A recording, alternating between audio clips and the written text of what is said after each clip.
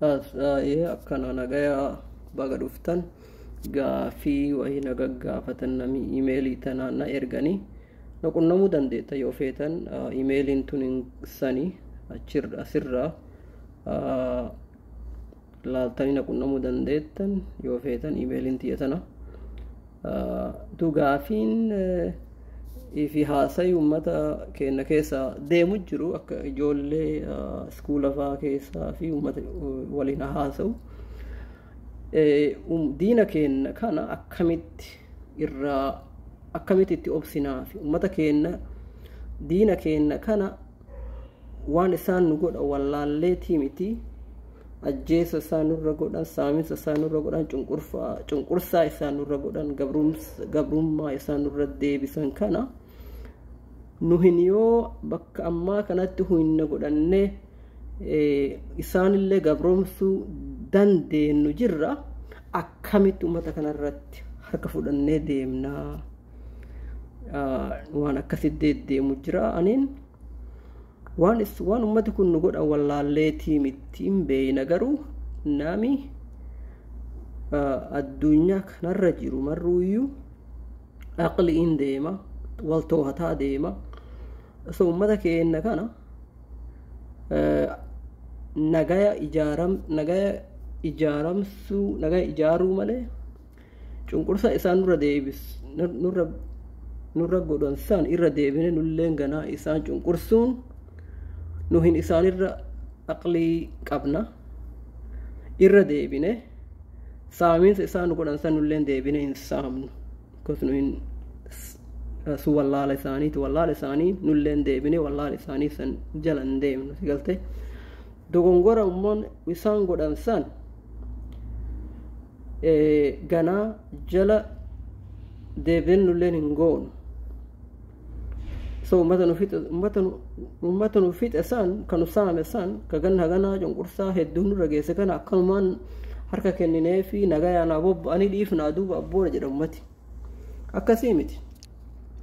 ummata isaan bakka buusanii hannasan seera hannaasan uume seera cunqurfamaa san uume san seerarra geessuun haqa agarte ummata isaan bakka buusanii seera kaahee hannaa fi cunqursaa fi nama hidhuu fi nama ajjeesuu kana hayyama godhee seera kana baasee ergee ummata cunqursee ajjeesee saaminsee waggaa hedduu kana jiru ummata Oromoo balleessu ummati suniin dhiifama goonee fi harka qulqulluun nagayaan jiraatan jechuutu hin jiru nama individually gartee ka isaan amma akka dura bu'aa godhatanii seera kana uumee ajjechaa fi saaminsa ummata keenya irratti tursiise seerarra oolchuu qabna kana hin dhiifnuuf malee ummata guutumaan guututti ummata Tigree for example ummata Amaaraa ummata ka fedhe yoo ta'u Soomaaliyaa haa ta'u rakkina nurra geessu dhaaba isaanii ka dura bu'aa isaanii san malee awan an jedhu ummata guutumaan guututti Amaaratti rakkina kan nurra geessu ture cunqurfama nurra geessu ajjecha nurra geessu yenne ummata Amaaraa jala deemne duguugneen ajjeesuun gowwummaa irraa ifaa eenyu please mirga keenya kanu jaalannu bilisummaa keenya kanu jaalannu qabeenya keenya kanu jaalannu nagaya keenya kanu jaalannu akkasumatti ummati marruuyyuu akkasuma jaalatan haadha abbaa isaanii jaalala qabaniif obboloonni isaanii jaalala qabaniif lafa isaanii jaalala qabaniif itti deemne nagaya keenya eeggannee nagaya ollaa keenyallee eeggannee seera ijaaranii seera sanirratti akka nagaya eeggamu nagaya ollaa keenni mirga namaa eegnu mirga namarratti mirgi namaa eeggamuu jechuun mirga namaa jechuun nama ajjeechuu dhabu nama qabeenya namaa saaminsa irraa if eegu kasaamu qabeenya namaa kasaamu yoo nuyyuu keessa jiraate yoo hin qabaanne dhoowwuu danda'u yoo hin qabaanne hin geeddarru mirga namaa eeguun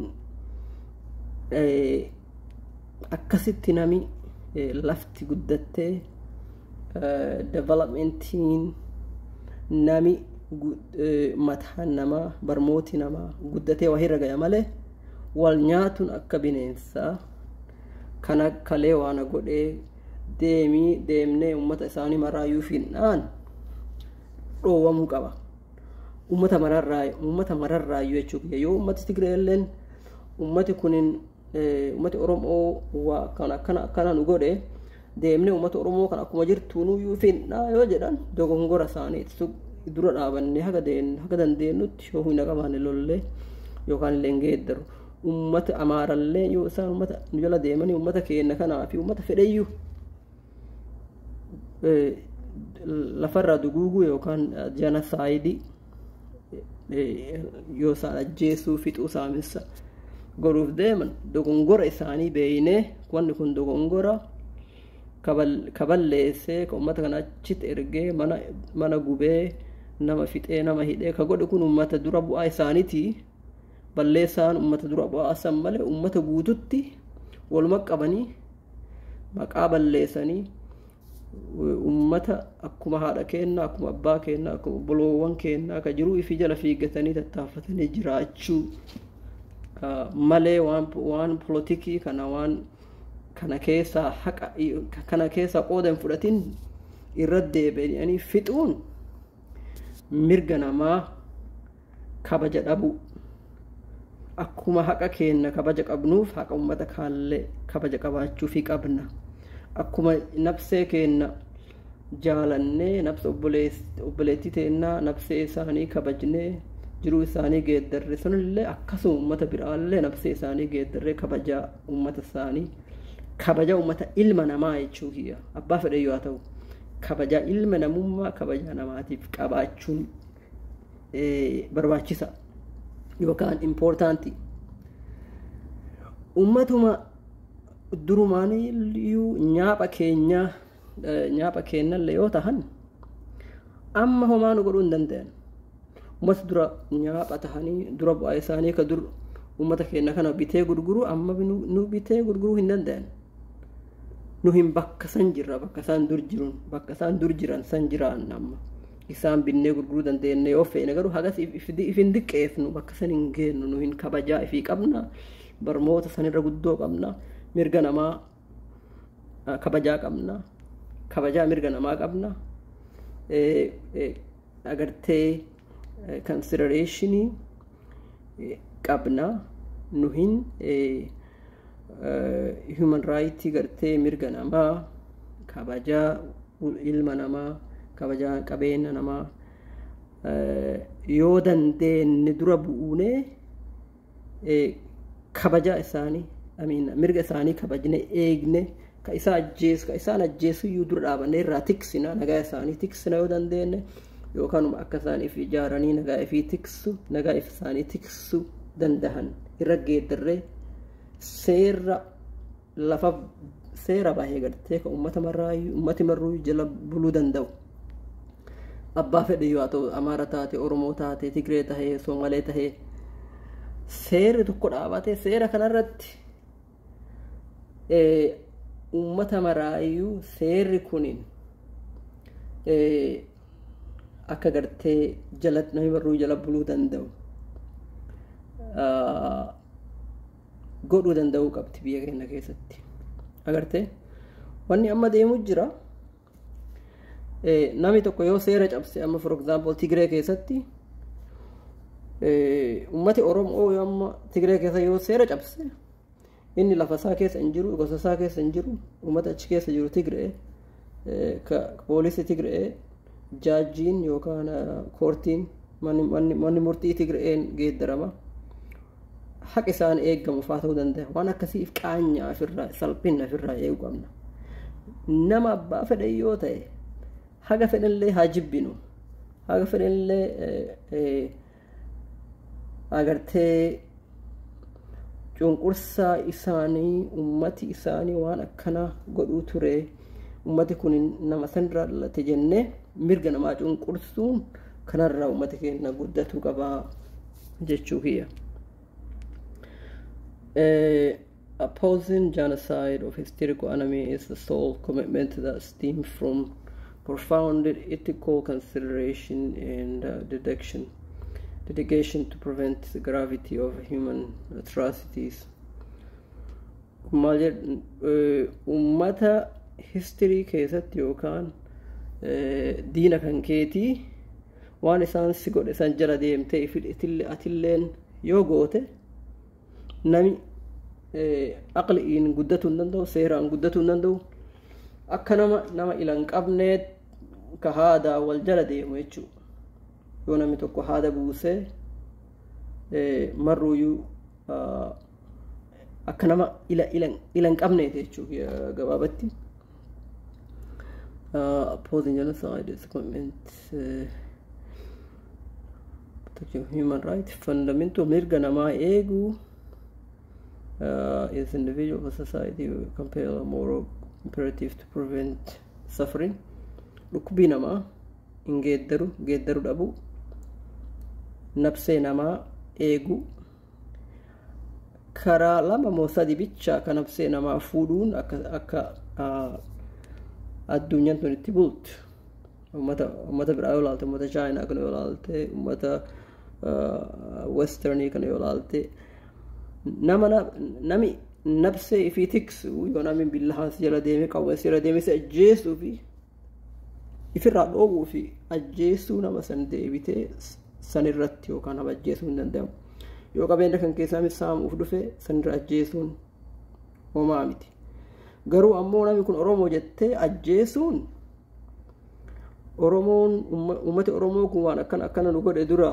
amma mee jala deemnee ajjeef jechuun ajjeesuu fi waan akkasiirraa haasoftee kana gartee akka seeraan jala deemuun kunin waan gartee dhukkubii nama nagaya nama gartee balleessa ati itti irraa haasoftu san waa takka irraa quban qabnu hin goone ka nagayaan jiraatu akkuma ati faamilii kan keetii nagayaan jiraatu ka waa'ee polotikaa kana keessaa harka keessaa hin qabne nama nagayaan jiraatu ajjeesuun cunqursuun saamuun diqqeenna namaati, salphina namaati. Yoo hinna qabaanne bakka maqaa keenya jalatti akka wanni sun hin taane, lafa keenya keessa akka wanni sun hin taane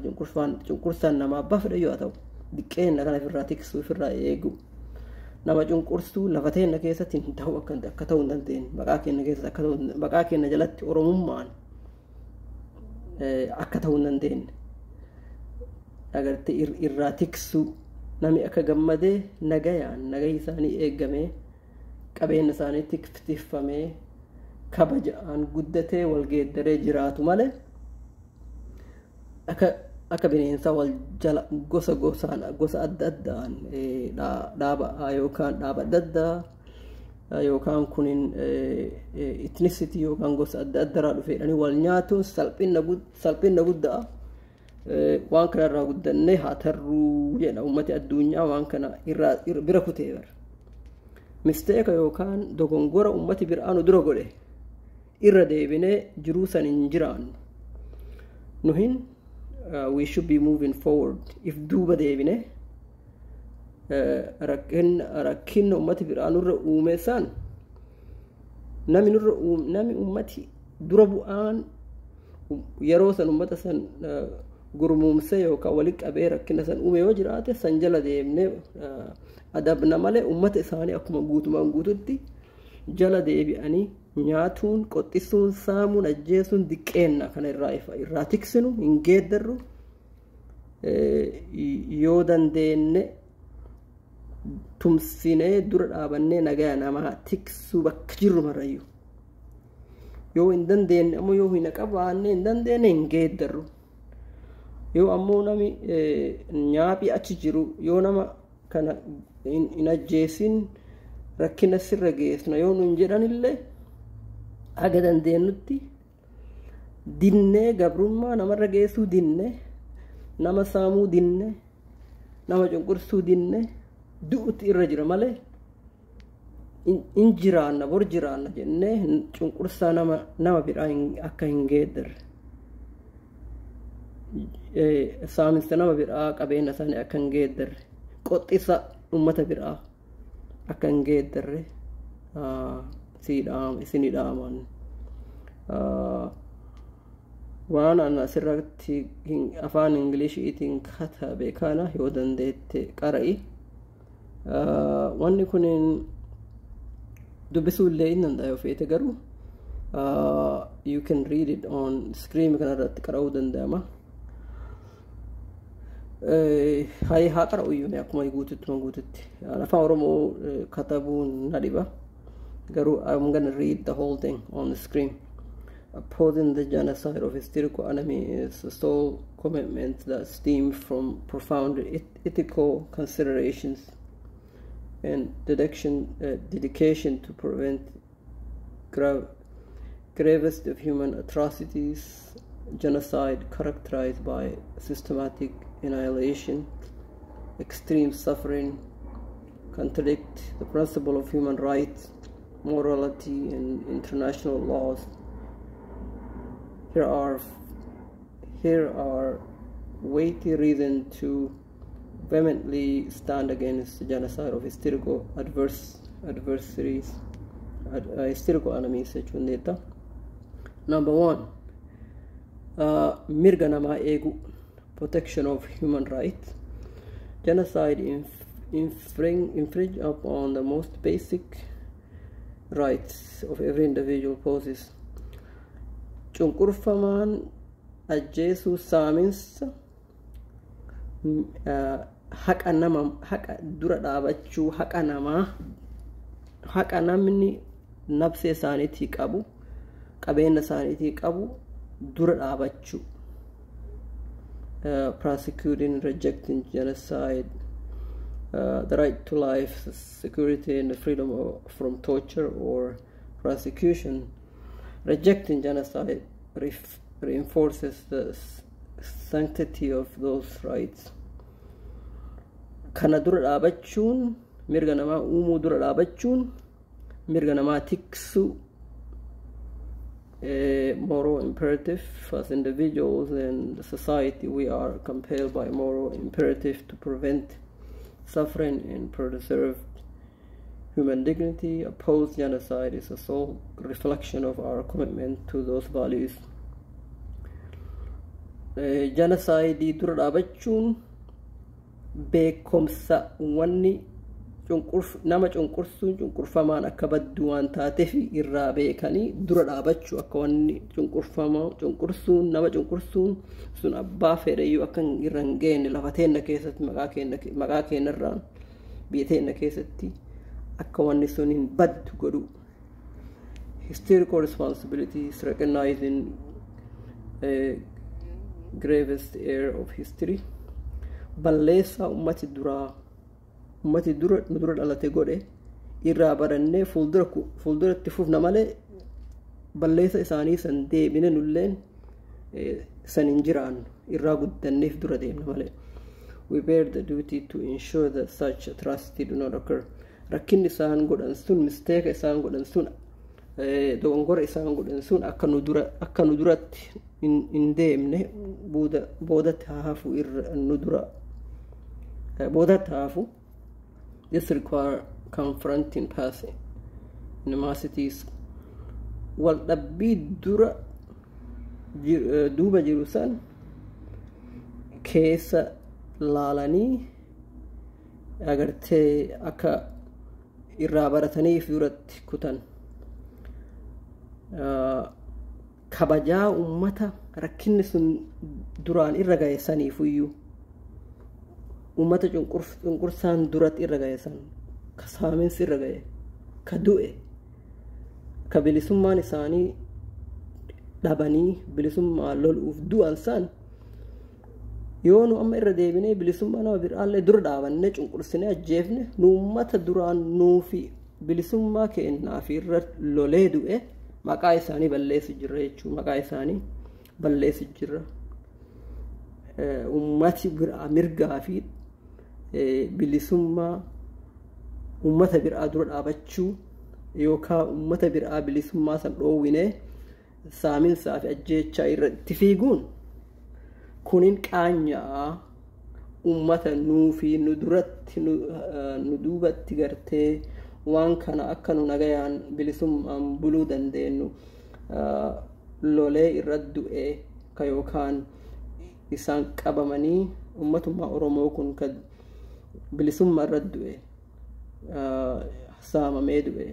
ka xiyyiitiin du'e ka mana hidhaa keessa du'e ka gartee rakkina adda addaa keessatti nyaataa dhugaatii dhabanii reeffa isaanii jaldeessaa fi agartee sareen nyaatte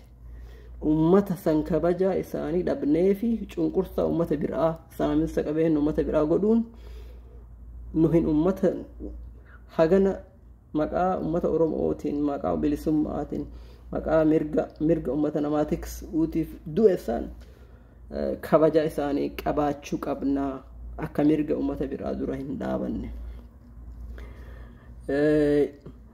Humanitarian leadership taking principled stand against genocide, position users advocate for protection of vulnerable population, provided advancing the cause of humanitarian and peace. Ummata nagayaan jiraatu ummata miskiina gosa isaaniitti waa balaa nurratti duraan godhuu ture jenne itti qoxxisuu mirga isaanii dura dhaabachuun qaanyaa irraa iftiksuu kanu keessa jiru ka qoxxisuullee yoo jiraate seeraan adabsiisuu qabna. Listen from the tragedy. Balaa duraan bu'e irraa barachuu. Studying the tragedy event of the past. Rakkina duraanii fi cunqurfama duraa rakkina duraan history keessatti ummata keenyarra fi ummata biraa irratti bu'e maraayyuu irraa baranne jibbiinsa fi jibbiinsa oduu jibbiinsa ummati walirraa qabu lafa keenya keessatti toohanne tamti dhugaa tamti dharaa addaan toohanne akka jibbinna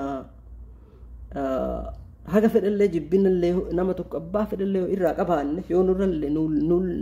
nullee qabaatan seeraan buluu qabna. Nama beetan horii miti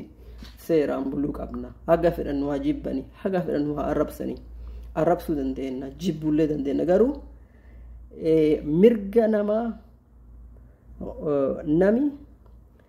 yoo sareen tokko sitti waccee yoo si ciniinuuf si jala fiide atillee lukaaf harkaan lafa deemte akka saree sanitti ciniinuuf jala hin deemtu bar irraa baratte irraa ittisee mirga kan kee eegde kabajaa kan kee eeyde kabajaa lafa tan teetii kabajaa ummata kan keetii mirga ummata kan keetii deemtee ganaa akka ummati suniif diqqeesse itti jiraatu sanit if diqqeefteef hin jiraattu jechuu kiyya. Mirga namaa eeguun seeraan bulu garte nu seera qabna yoo namni tokko qabeenya keenya saamuuf deemu seeraan namni sun qabamee seerarra oolu qabeenyi sun nu deebi'u yoo namni tokko nu ajjeese seera jala irra gahee akka gartee namni sun illeen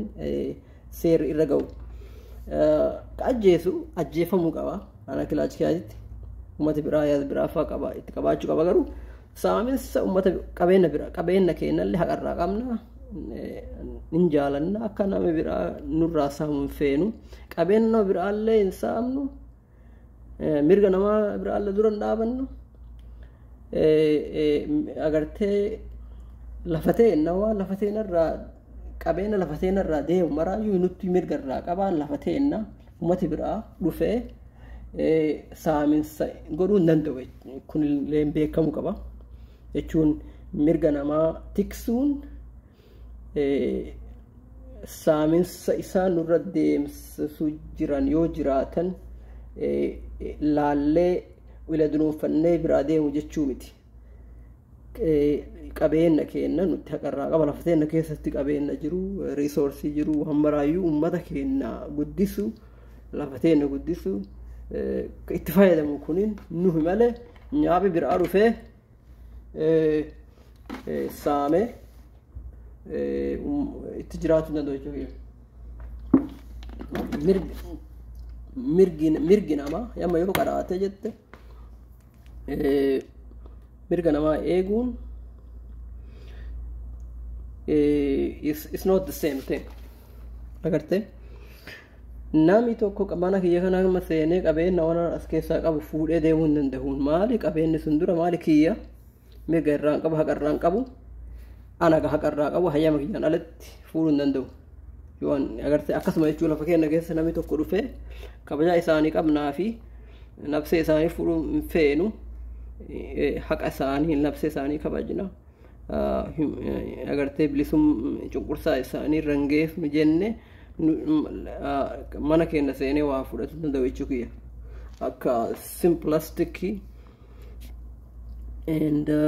what did it say, listening from the tragedy, global stability, genocide destabilize the region and can trigger ripple effect of violence, opposing it contribute to global stability,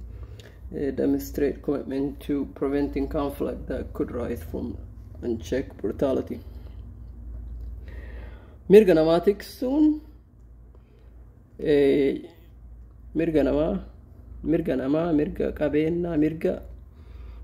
bilisummaa namaa eeguun tiksuun seeraan buluun stability lola ittifti namarra lola ittifti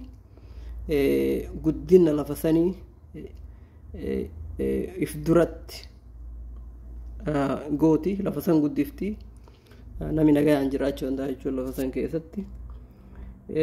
Consistent with international law, upholding the United Nations Genocide Convention is a sole commitment.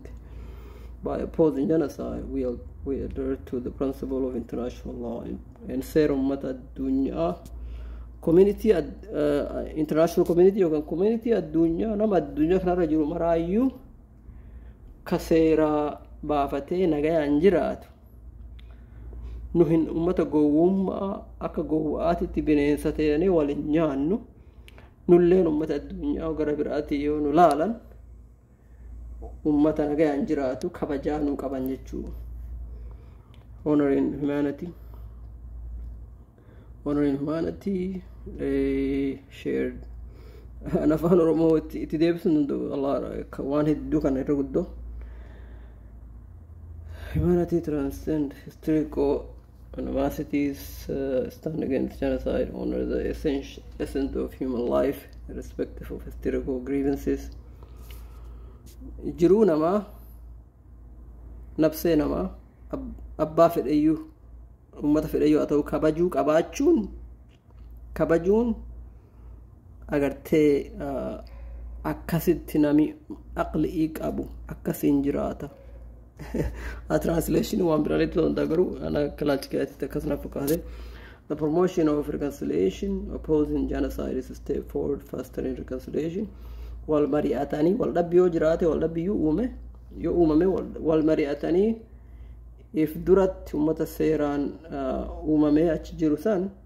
seeraan dura bu'aa achi jiru san marru walid dhufe wal mari'ate waan nagaa ummataa tiksu waan nagaa ummataa tiksu kalafa guddisu kamirga namaa eegu irra walii galanii akkasiin nagaa waliin bulan male yoo walii galullee dhaban ka walii galuu dide ifirra electioneert yookaan wayita dura bu'iinsaa fi nama bakka bu'iinsaa fi nama electionii yoo godhan kawaan kana didu ifirraa darbanii kana gaya namaa tiksu bakka buufatanii kamirga namaa eegu bakka buufatanii akkasiin duuba guddatan amina. Step 4 legacy of hope, promotion of reconciliation, opposing genocide is step toward fostering reconciliation, bridging divide and building foundation of peace peaceful coexistence. Legacy of hope. The legacy we have for future generation is a testament to our values. By opposing genocide, we are aspired to create a legacy of empathy, compassion, and unwavering dedication to preventing mass atrocities.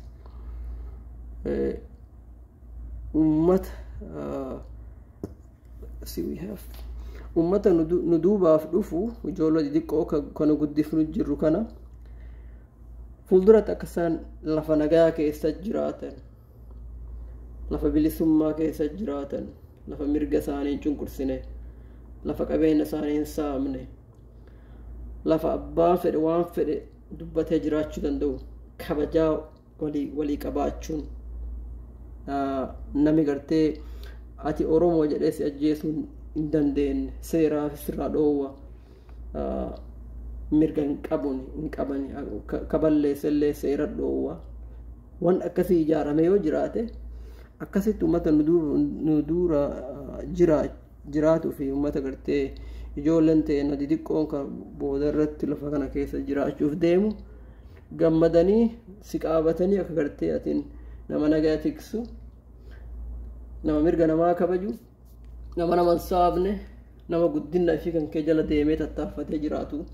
jedhee kabajaa akkasii si qaba jechuu generation dhufulleen. The stand against genocide of hysterical adversary is a superman result. It speaks to the aspiration of a world where the darkness of genocide is banished and the light of human dignity and understanding. Dukkana mirgi namaa dura dhaabachuun saaminsaa fi ajjeechaa namaa, cunqursaan namaa, kabaja namaa dhabuu sunin akka dukkanaati. Uummata akka dukkanaati. Dukkana san keessa agartee ifa keessa haa jiraannu, nagayaan haa jiraannu. Haganuma akkasii ni qabnu. Assalaamu alaikum.